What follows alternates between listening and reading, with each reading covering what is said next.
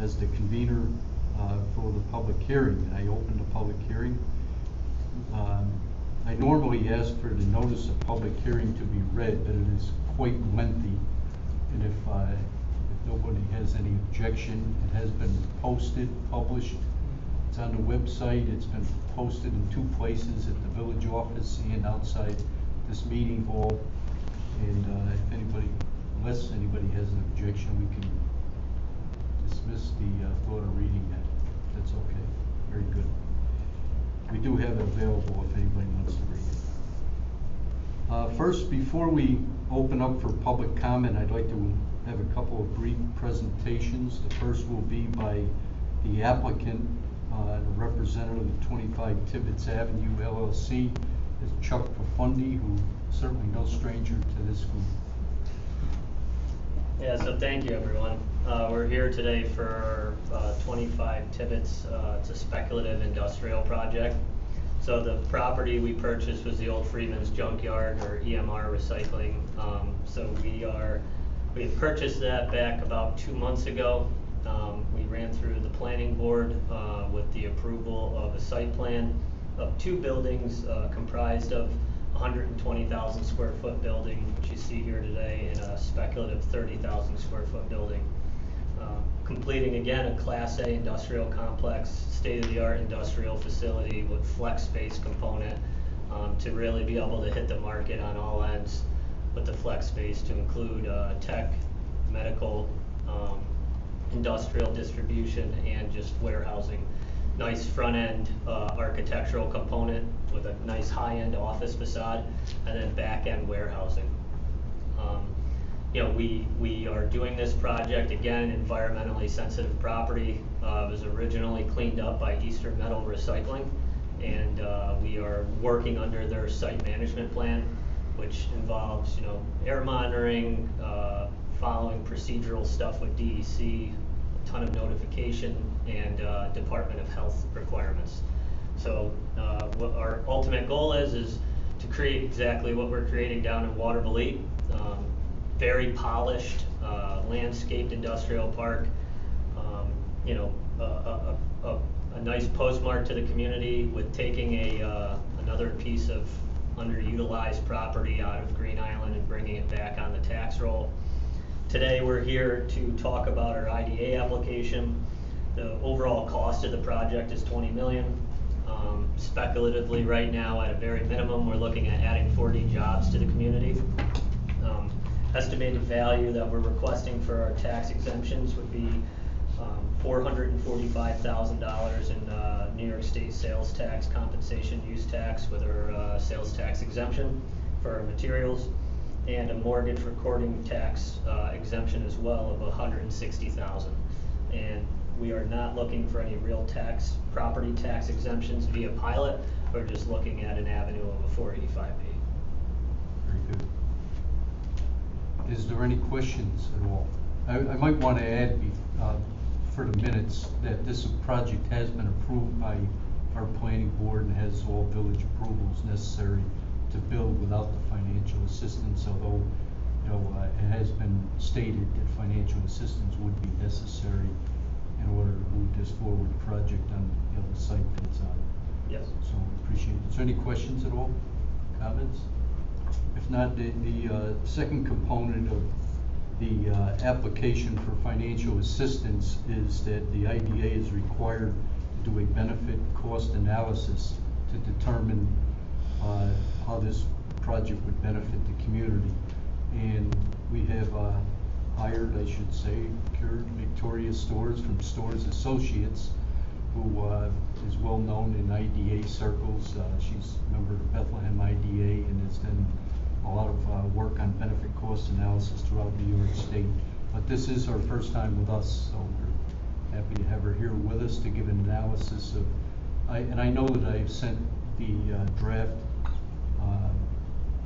study out to everyone, so I don't think it'd be, if you read it, you'll know. But Victoria's going to give us a synopsis. Thank you, Sean. Members, thank you for inviting me. It was great to meet you, Chuck. So as Sean said, I'm Victoria Stores, the president and founder of Stores Associates.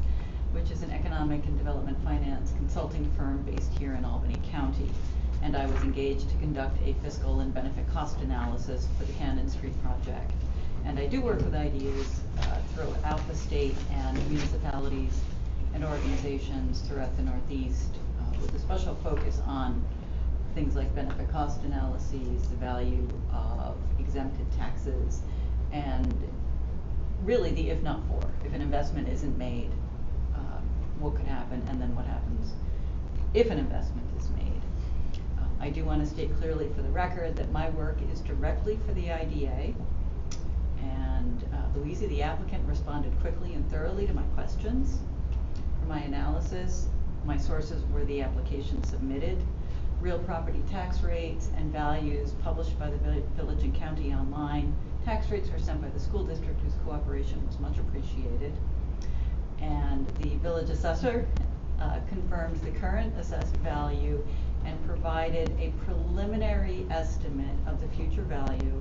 The preliminary estimate is for the purpose of this analysis only, and the final fair market and assessed value will be up to her once the project is completed. So my conclusion, right in the executive summary of the report, is that the new taxes anticipated from the completion of the project and the investment that Louisa is making are reasonably expected to come from the completed project would outweigh the value of the financial assistance and the 485B by a ratio of $3.08 in new tax revenues for every dollar of taxes exempted. Measured as dollars within all of the taxing jurisdictions, that's $3.4 million over 10 years in net benefits, none of which would be received without the project. For Green Island and its school district, the benefit cost ratio is stronger at $3.96 of fiscal benefits for every dollar of exempted taxes, with a $3 million net benefit. And that's primarily because of the effects of the real property tax savings to the project, but the net new real property taxes coming from the increased assessed value once it's completed. And I will summarize briefly how I came to this conclusion. You'll find details in the report, but I would like everyone attending or later listening to the public hearing to have this brief overview. For the construction sales tax and mortgage recording tax exemptions, I confirmed the inputs from the applicant, the tax rates, and the requested dollars of assistance. I allocate these to the taxing jurisdictions affected by the decisions made here in Green Island. That's Albany County for sales tax, mortgage recording tax, and an amount of real property taxes. Clearly the village of Green Island, the Green Island Union Free School District. I also allocate some of that to the state of New York, which is affected by sales tax exemptions for construction materials and a portion of the mortgage recording tax, as is the Capital District Transportation Association. So I looked at pro rata, and everything that I'm talking about, where I state it in summary, the report will show the specific effects on the different taxing jurisdictions. The sales taxes collected within Albany County are allocated to most of the municipalities, including Green Island, based on your share of the population of the county. As a small village, that's not a big share, but I did apply that allocation so that even though it's not a large dollar amount, it's in there in recognition that there'll be additional economic activity. I also asked the applicant to confirm that the capital plan covers the full $20 million of project costs. And then I estimated the effects of the 10-year real property tax exemptions under New York State Real Property Tax Law 485B, which begins with an initial 50% exemption on the improved value only, and then declines to 5% after 10 years.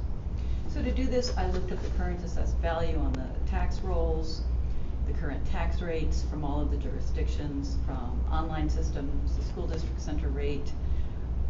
The assessor confirmed all of this for me. And so what I did was I calculated an if not for. What's going to happen tax-wise? What revenues do you get if the project never goes forward? And that's the baseline. The assessor provided that estimated future value, so I was then able to estimate, well, what kind of taxes will come if the project is completed as planned. I applied for the 485B exemption to get at the net taxes that would actually be paid pending a successful application and award of that exemption. And compared the project with the exemption to the if not for. And I also compared it with the exemption without the exemption. And you'll see that in the report. The result of this is the annual dollar savings to the project that support its financial feasibility, the net new tax revenues even after the support received by all of the jurisdictions, and inputs for the benefit cost ratio, which is a fiscal ratio. I know larger projects certainly are often analyzed for jobs, wages, and all of the ripple effects throughout the economy.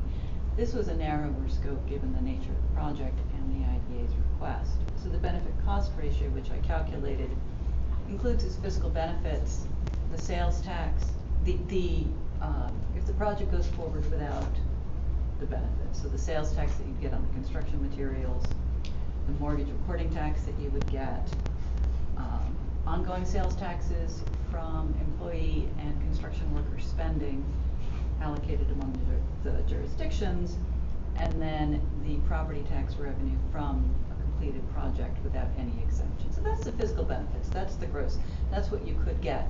But as you know, this is an if not for situation. That's not going to happen absent the exemptions that are requested and anticipated to be requested.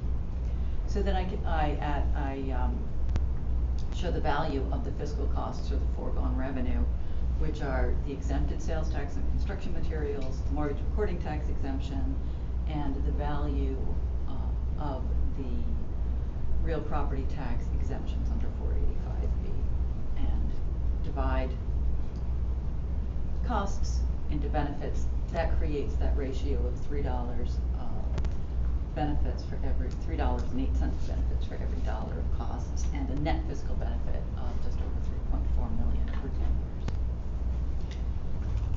So there are certainly more details in the report. I'm happy to answer questions, but I'll turn. And the state is normally looking for more than $1 on every dollar that is exempted. Basically, you're looking for a return. Well, I'm looking for a return when I'm working with my clients. Right. The state requires that, they call it a cost benefit, that this analysis be conducted. They don't actually establish a minimum threshold. So what I say to the communities that I work with is you want at least to break even. But it's also important when you're close to break even, which this project is not, to look at the other factors. For example, is it affordable housing? Does it meet some deep need in the community? And then you can factor in, reasonably factor in those decisions. I don't know if the state has any plans to set a threshold.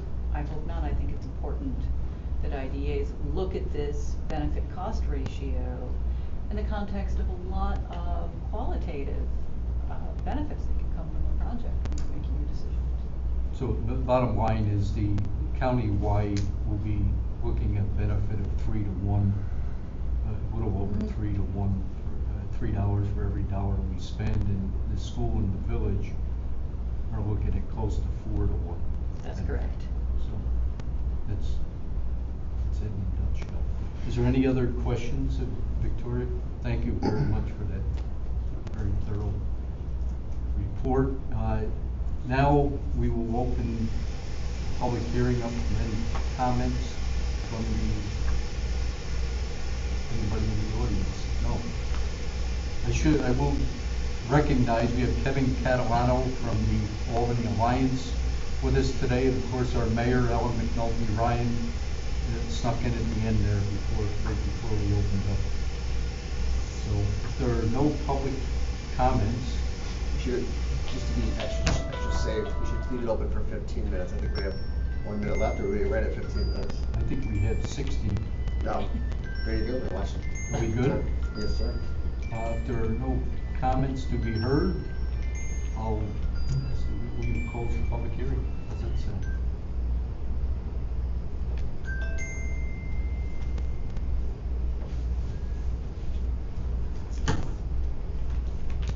Good? Very good? Yep. Yep. You got it all warmed up for you, Rachel? Yeah. We're still on. Okay. We're still live. Still on. We're gonna transition over to the regular meeting. Side chair.